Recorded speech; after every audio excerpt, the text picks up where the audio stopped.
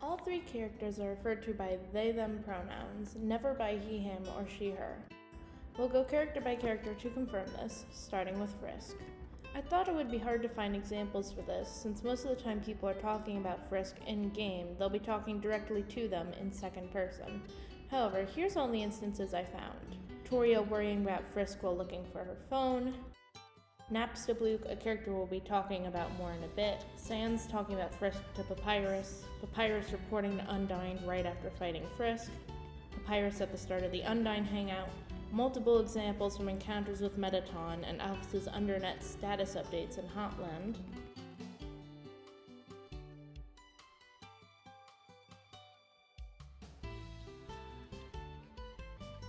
The Royal Guards talking to each other about Frisk, also in Hotland.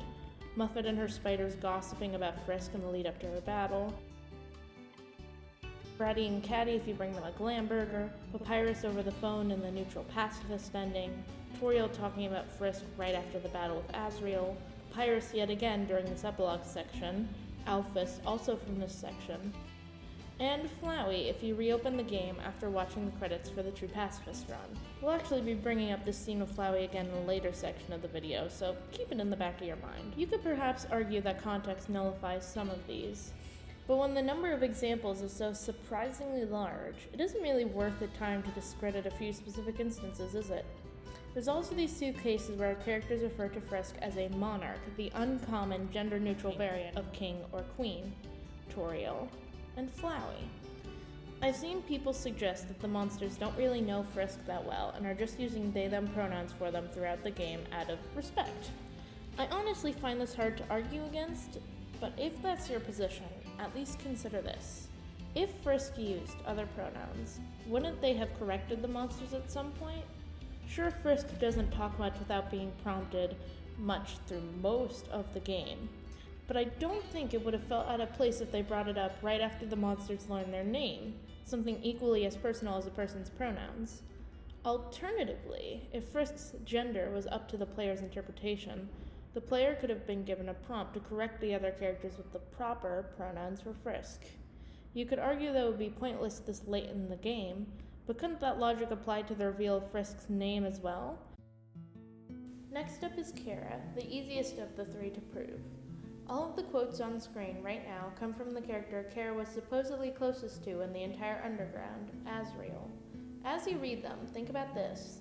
If Kara's preferred pronouns were anything other than they/them, why would Azriel not use their correct pronouns here? Azriel also refers to Kara with them as Flowey if you revisit him after getting a neutral ending. I've seen some people take Flowey's mentions of Toriel in his New Home No Mercy monologue to be confirmation that Kara goes by she/her, since he doesn't refer to Toriel by name. Even though Kara wouldn't have been awake at that time, and when Flowey does talk about Kara in this monologue, it's in second person, since he believes you are his old best friend. This misconception isn't common, especially these days, but I figured it was worth addressing. Before moving on, here's one more example from in-game. And here's an instance of Toby Fox himself using they/them pronouns to refer to Kara outside of the game, plus one from Temmie Chang. Also worth considering, it would make a lot less sense for Azriel to project Kara onto Frisk, to the point of thinking they were one and the same, if the two humans were different genders. Now, out of the three humans, I've observed that Chris is the one who people are most likely to associate with a specific gender based on their name, with many assuming it to be a shortening of the masculine name Christopher, which isn't even a valid argument on its own. For example, did you know the co-creator of the Wingdings font was a woman named Chris Holmes? But despite the theory videos and such you may have seen where people refer to Chris as he, this is not reflected anywhere in-game. In fact, there are only 3 examples where Chris is referred to by pronouns at all.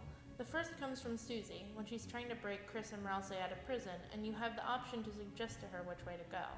Here's the second example, which was meant to appear if the player has trouble completing the second clock puzzle right after reuniting with Susie. While this dialogue cannot actually be triggered in-game, it still exists in the game's code, and unlike the first example, it is undeniable in this case that Chris is the only one being referred to. I remember seeing someone argue somewhere that Susie and Ralsei don't know Chris well enough to know their proper pronouns. When it comes to Ralsei, I can see that argument, But did you notice that he knows both Chris and Susie's names without asking? It seems he knows more than he lets on.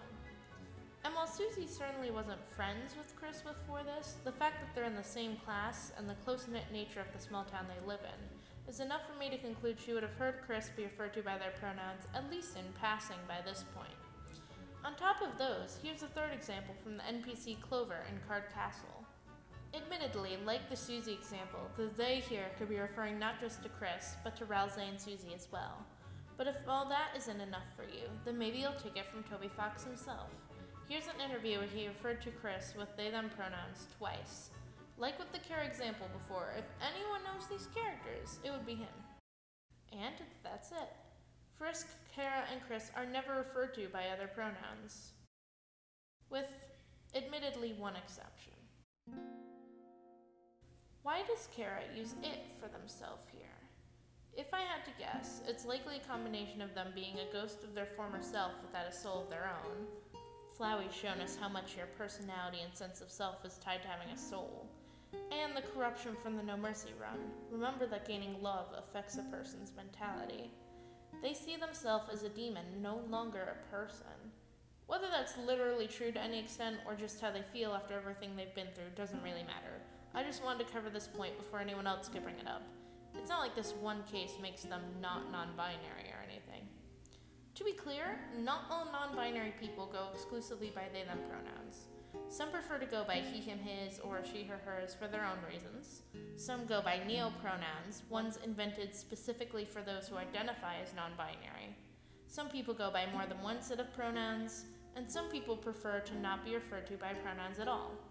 However, in the case of Frisk, Kara, and Chris specifically, the fact that they only go by they-them pronouns makes them non-binary, and using any other pronouns for them would be incorrect, even if you have them go by they, them, and he, him, or she, her. Really, that should be enough to prove that the three humans being non-binary is canon. After all, you never have any of the other major characters in Undertale or Deltarune explicitly state, I'm a girl, or I'm a boy. We know their genders because of the pronouns everyone refers to them by. Sure, you'll see gender bends of those characters, but no one ever claims that those are on the same level of validity when it comes to canon as the actual canon. But I know that isn't enough for the people who came into this video disagreeing with the premise, so let's actually get to countering some of their arguments, shall we? First, I want to cover the idea that they-them pronouns are just meant to be, for lack of a better term, placeholders. The pronouns you use when you don't know a person's gender, rather than them being valid, permanent pronouns on their own. If this was the case in Undertale and Deltarune, you'd expect the humans to be the only ones referred to by these pronouns. They're the ones whose identities are left ambiguous so the player can project onto them, right? Well,